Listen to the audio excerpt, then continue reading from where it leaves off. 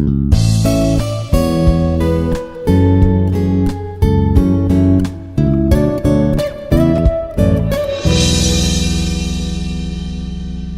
everyone, myself Dr. Lakshmi Prasad, working as a professor in CIC, Institute of Aeronautical Engineering, Hyderabad. In this video, I'm going to discuss about graph terminologies and representation. So, the very first thing is that graph is nothing but a collection of ordered pegs. That is nothing but a set of vertices and edges. And V is the set of vertices, and E is the nothing but set of edges connecting the vertices. So, in this graph, if I'm going to have a graph like this, so these are all the vertices what is going to be there in this graph, and then set of edges, so that is e1, e2, e3 and e4. So these are all will be the vertices, and then edges should be the e1, e2, e3 and then e4. So the vertex set, and then as well as we're going to have the edge set. So this E1, AB, I'm going to write it as E1, E2, and then E3, E4, and then E5. So the graph is nothing but an ordered pair of set of vertices and edges. So which is going to be defined as a VG equal to V comma A, where V should be the set of vertices and E should be the set of vertices, edges.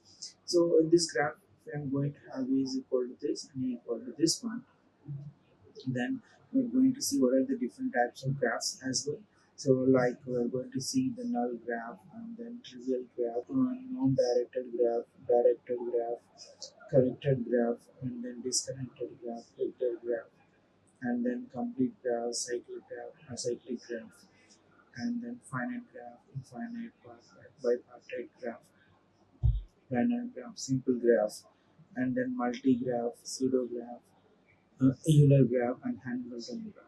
So these and all will be the different types of graphs we're going to see now. So in null graphs, so the graph which does not have any kind of vertices, so that and all should be treated as a null graph. And then non-directed graph means that, so if I'm going to have a graph like this, and then the edges may not have any kind of directions, then I can able to say this should be the undirected graph. Similarly, if I'm in this graph, if I'm going to have the edges should be represented in the form of directions here, then I can able to say that it should be a directed graph. And connected graph means that, so if I'm going to have the graph in such a way that uh, there exists a path between for each and every pair of vertices, then I can able to say that should be the connected graph.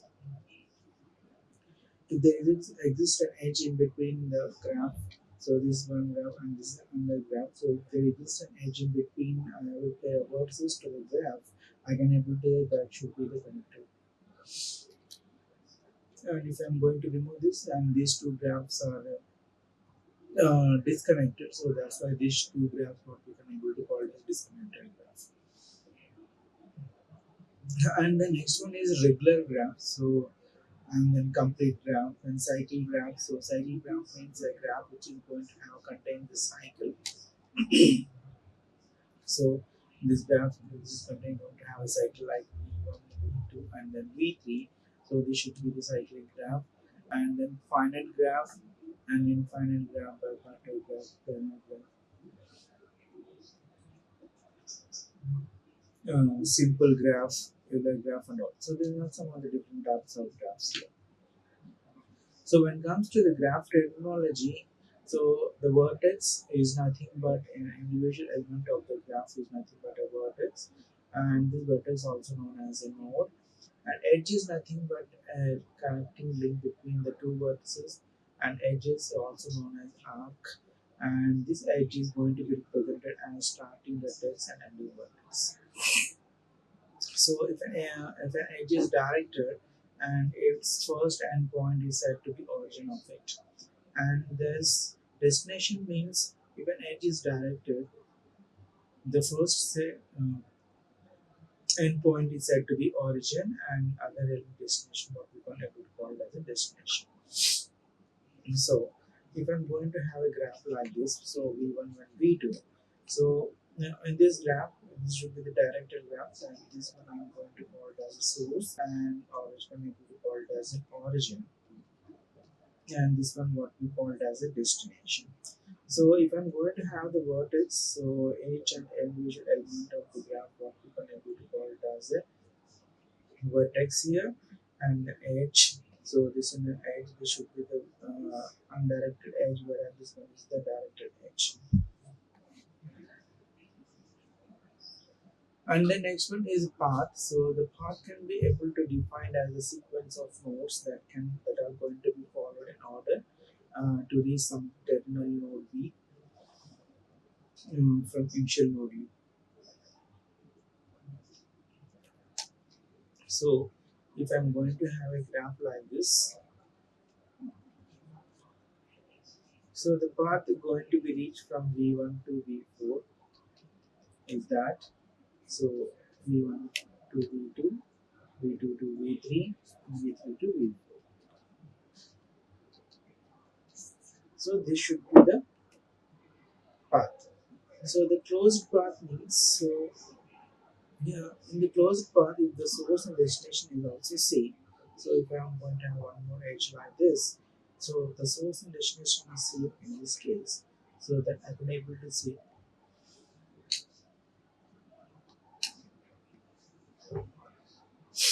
then I can able to say this should be the closed path. And adjacent nodes. So if the two nodes are going to be connected via an edge E, then the nodes U and V are called as neighbor or adjacent nodes. Okay. If the two nodes are going to be connected an edge E, so the nodes U and V are going to be called as a neighbor nodes and adjacent nodes. And degree of the node is nothing but the number of edges that are going to be connected with the node. So where the degree 0 is called as an isolated node. Okay. So the degree of node is nothing but the number of edges that are going to be connected with the node, and the node with the degree 0 is called as an isolated node. And then next we are going to see about integrity. So I'm going to draw a graph.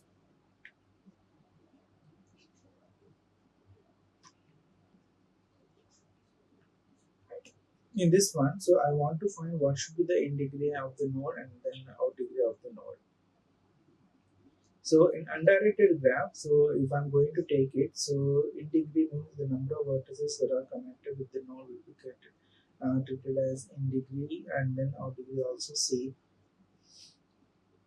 in case of undirected graph. Suppose if I'm going to have a direction node like this, uh, then I can able to say what should be the in degree. So the in degree is number of vertices that are going to be incident on the vertex is nothing but the in degree. So that should be one. Then out degree. So the number of edges that are going to be leave from vertex is nothing but the out degree. So like this, we are going to estimate this in degree and out degree of the node here. Now, similarly, if I'm going to take what should be the in degree of C2, so two vertices that are going to be incident here, and then out degree means that so only one edge is going to be leave from the vertex C, that should be one. Okay. So that should be the in degree and out degree. So the total number of edges that are going to be connected to the vertex is nothing but in degree of the vertex, and out degree means so the total number of outgoing edges that are connected to vertex is nothing but out degree. So here the parallel edges and multiple edges. So if there are two undirected edges with the same end vertices and two directed with the same origin destination, such edges are called as the parallel edges or multiple edges.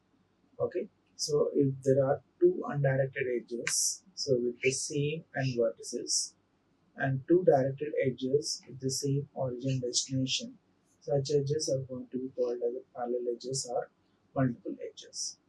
And then the self loop. So self loop means that so the edge is a self loop if it's the two endpoints are going to coincide with each other. Okay.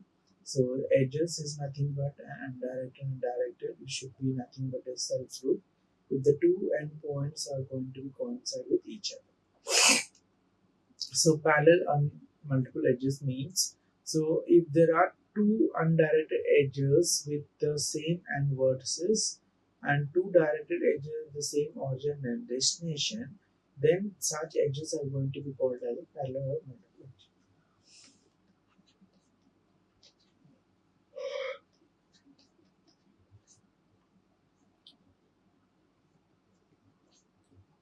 So if I'm going to construct this graph here, so in this graph, so parallel edges and multiple edges. So that means in between the vertex A and then vertex B, so in between them you are going to see two types of parallel edges. So these are what we called as parallel edges or multiple edges. So similarly, if I am going to see uh, what should be the self loop. So if I'm going to have the self loop of the edge, so that means the starting of the edge and ending of the edge is going to be same, then I can able to call this as the self loop.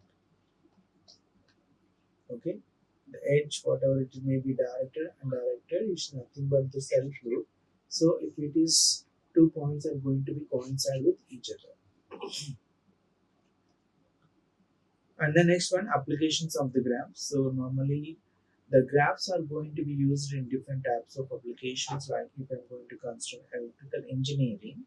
So the concepts of graph theory are going to be used extensively in designing the circuit connections. The types and organization of connections are going to be named as topologies. And some example of topologies is nothing but star topology, bridge, series, and then parallel topologies.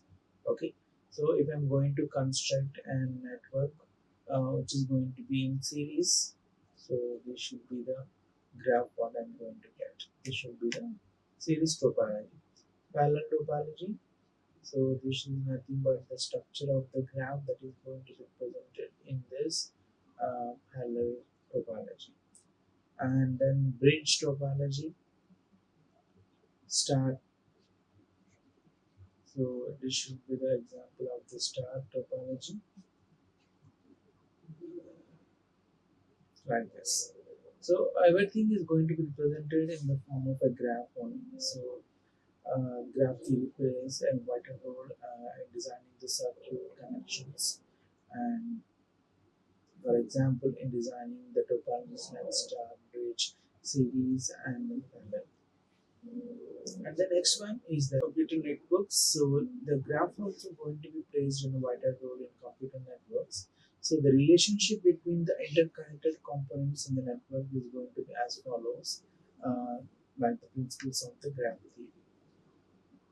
So the other applications is that the route between the cities are going to be represented using the graph, and then hierarchical order information such as family tree are going to be represented using special types of graphs what we are able to call it as a trees.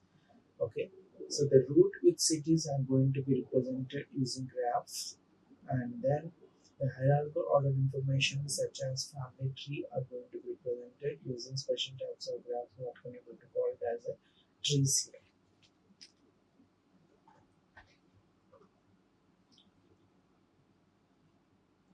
So some other ways are going to represent the graph. So first one is the adjacency matrix, adjacency list, and then incidence matrix. So these are the three different ways of representing a graph. So very first thing is that adjacency matrix. So where the graph is going to be represented in the form of a matrix here, that should be adjacency matrix, and adjacency list means so here I'm going to have the nodes. So for this node, what are the nodes that are connected? Suppose B, and then from here onwards C, and for B like this, B, and then D to A like this. So if I'm going to put in the form of the nodes here, N1, N2, N3, and N4, and these can able to call as an adjacency list. And incidence list is also the same as incidence matrix, also the same where you can able to present some minus values here. Okay, so these are the three ways of representing this graph. And then very first thing is the adjacency matrix. So in this representation, so the adjacency matrix of the graph G is two-dimensional, where Aij equal to 1 and 0 if there is an edge from Vi to Vj, otherwise 0. So the matrix is symmetric in the case of undirected graph, so which may be symmetric, and if the graph is directed, and the matrix also be called as a Boolean matrix or bit matrix. Okay, so the matrix adjacency matrix is nothing but, so this is the matrix we are going to have. So in this matrix we are going to be shown in the form of two-dimensional matrix, and this value should have to be 1 and 0 if there is an edge from Vi to Vj, and otherwise it should be 0 otherwise. And the matrix is symmetric in the case of directed, so which may be asymmetric, and the graph is said to be directed, and the matrix is what we are able to call it as Boolean matrix or the weak matrix. You see the example here. So the entry Mi is in the matrix representation of undirected graph will be 1 if there exists an edge between V and Vj, and the undirected graph and its adjacency matrix representation is going to be shown here. So here, if I'm going to have the graph like this, so in this graph, so I'm going to take this adjacency matrix. So in this adjacency matrix, I'm going to represent zeros and one. How I can able to represent it? So for this node A, so what are the adjacent nodes that are going to be connected? You have to be find it out. So for A to A, there is a connection. No, so that's why it should be 0. A to B, we are going to have one connection. So that's why it should be 1 here. And A to C, there is no connection. No, so that's why it should be 0 again. And then A to D, there is a one connection here, so that's why it should be 1.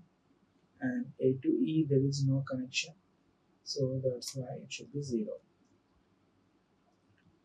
Okay, so similarly, if I'm going to consider D here, so if I'm going to consider D, what are the edges that are going to be connected? A, B, and E.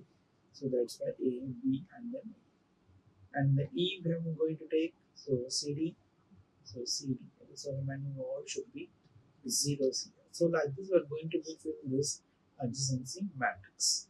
So based on the edges, what are going to be connected. Similarly, how can able to represent this one into directed form? So in this directed graph, so the Aij should be 1 only if there is an edge directed from Vi to Vj, and directed graph and the adjacency matrix is also going to be shown here. So in directed graph, we are going to show the edges in the form of directions, right? So in adjacency matrix, what I'm going to say that is, so what are the matrix that is going to be filled with directed and indirected? Both are not going to be equal because the edges is going to be different, right?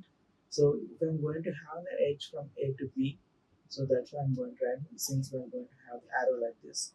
Whereas in this case of undirected one, so can able to represent A to B as well as B to A also. So that is the difference we're going to get it out. So okay. So for this one, so similarly if I'm going to take A to C, there is no edge. So A to D, there is no edge, and then A to E also not going to be no edge. So if I'm going to take B, so B should be B to C and B to B. That's why it should be 1. So there is an edge from B to D and then B to C.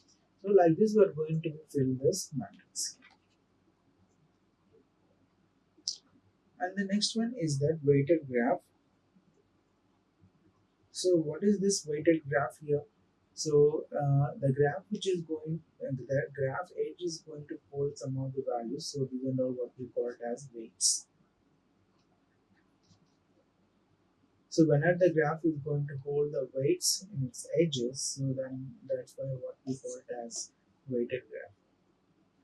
So here The representation of weighted graph is going to be different. Instead of filling by entry ones and non-zeros, and non-zero entries of the adjacent matrix is going to represent the weight of the respective edges. So the weighted directed matrix graph along the adjacent matrix is going to be shown here. Okay. So if I'm going to similarly, so I'm going to consider the set of edges in the form of rows and columns, and whenever I'm going to take an edge from A to B, then it should be 4. And similarly, if I'm going to take the edge from B to C, it should be 2, and B to D, it should be 1, like this. Okay. So and the next one, so if I'm going to have the edge from C to E, so in this weighted graph, we are going to be shown uh,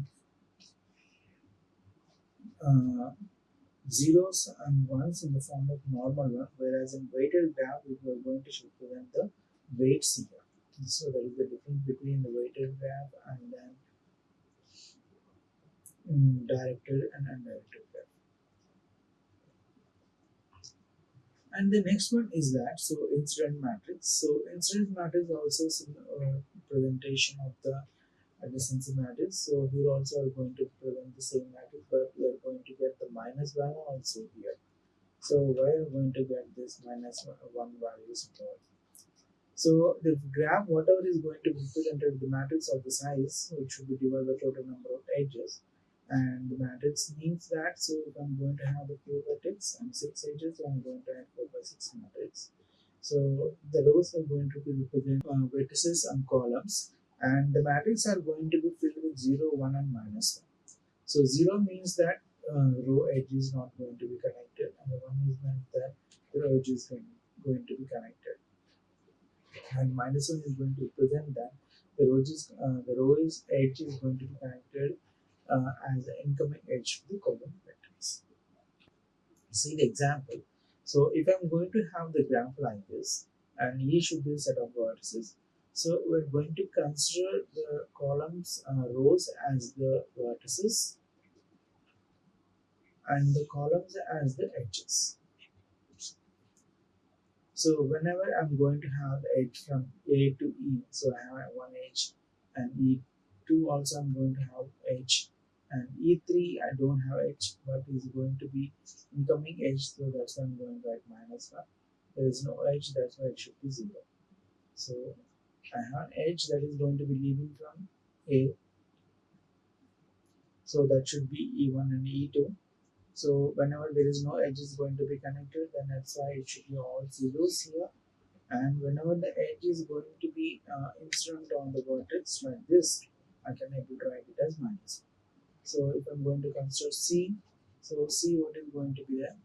So there is one leaving edge, so that's why E5, and one incoming edge is there, so that's why it should be minus 1.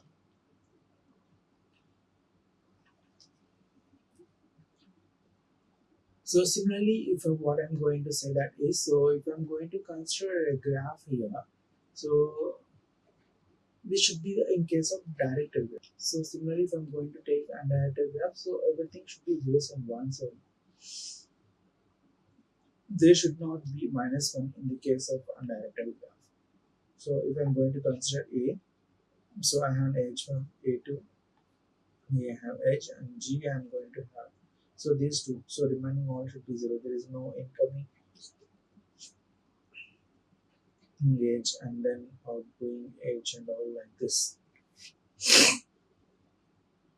So what I'm going to say that is, so the graph is going to have directed or indirected, whatever it may be, and so whereas in the directed graph we are going to show the edge values as minus 1, so whereas I'm going to show the edge values as 1 in the case of instant indirected graph. And the next one is the adjacency list. So what is this adjacency list? So in this representation, the n rows of the adjacency matrix are going to be represented as n linked list. Okay. So if the edges is going to have the weights, then these weights may also going to be stored in the linked list element. Okay. So if the edges is going to have the weights, then these edges may also be stored in the linked list elements. So in this representation, what I'm going to say that is, so the n number of adjacency matrix are represented as n linked lists. Okay. So if the edges is going to have the weights, then these weights may also going to be stored in the linked list element. So array of adjacent is going to be constant of pointers. So where the adjacent is going to be linked to the linked list. So similarly, what should be the linked list and directed graph will also be same, and which is also going to maintain for each node that is going to be present in the graph. So which is going to be stored the node value as well as the pointer. So the pointer is going to be indicates the next node what is adjacent to that node. So if all the nodes are going to be stand or traverse, then I can able to store the null pointer in the last of the list. And the sum of the lengths of the adjacency list also similar or equal to the twice the number of edges that are going to be present in the undirected graph. Okay. So the adjacency list is also going to maintain for each and every node that is going to be presented, and which is also going to be stored the node value and then pointer to the next. If the sum of the lengths of this adjacency is equal to this twice the number of edges, then I can able to say. So how can I able to represent this? So let us consider an example which is the given graph. Then what are the adjacent vertices you have to consider, and from this adjacent what are the vertices that are going to be there in the graph, we are going to take it out, and then for A, what are the edges that are going to be, what are the vertices that are going to be connected B and D. So that's why I'm going to print. This should be the last indication of this. And similarly, I'm going to consider a D here, so that should be A, and B here this, and E also be there. So this should be the indication that is the null node. Null means that that should be the another last ending adjacent node of that list. And similarly, I'm going to be construct directed graph as well. So the sum of the lengths of all adjacency list is equal to some number of edges that are going to be present in the graph. So take out the vertices that are going to be there, and then along with the adjacency node, the weight is also going to be present. Okay, and then the link node. So similarly, if I'm going to consider B, so C, what is the node that is adjacent and what is the weight, and what is the node A, so then adjacent. What is the node and that is going to be adjacent B, and then like this are going to be represented. Similarly, in weighted also graph, we are going to be shown the same thing where the adjacency nodes along with the weights are going to be present. And some of the graph traversals are going to be present here. So the graph traversals is nothing but a technique that is going to be used for searching the vertex in a given graph, and the graph traversal is used to decide whether the order of vertices is going to be visited in search process. So the graph traversals is going to find edges to be used in search process without creating the loops. And there are two types of graph traversals techniques. First one is DFS and the second one is BFS. So these two are the graph traversal that is going to be used in the graph traversal. So DFS means depth first search, and DFS is for breadth first search. Thank you. Like, share and subscribe. Hit the bell icon for more updates.